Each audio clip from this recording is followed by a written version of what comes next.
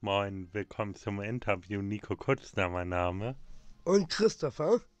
Ja, og ved du hvad, det var rigtig hjertelig velkommen her til Radio Tønder. Vi bor jo her lige ved landegrænsen, og hvor kommer I fra? Wir kommen aus Hamburg. Jetzt machen wir hier mal kurz ein Interview. Was ist Radio Tondern? Ja, Radio Tønder ist en internetradio, en FM-radio.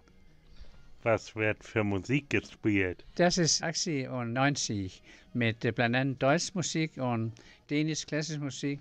Country, dänisch in Deutsch Musik hören wir Kaptajn Cook, Helene Fischer und so weiter und so weiter. Das spielen wir.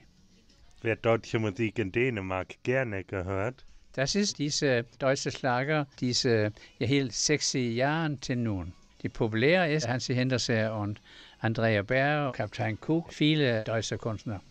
Og viele dänische kunstnere, som også synger på tysk. Wie kann man Radio Tondern empfangen? Vi sender jo på internet 24 timer, og der kan I, hvis man lige skriver det ned, så her er det HTTP. Så skal vi have et kolon og 2 skråstreger, og så er det radio-tonder.dk. Så kan I høre døgnet rundt 24 stunden per døgn. Ja, habt ihr auch viele CDs? Warum habt ihr CDs? Vi spiller en internetradio, og vi har dem wünschen for at høre. De kommer samtidig med CD, den spiller vi. Vi spiller CD 20% og 80% internetmusik.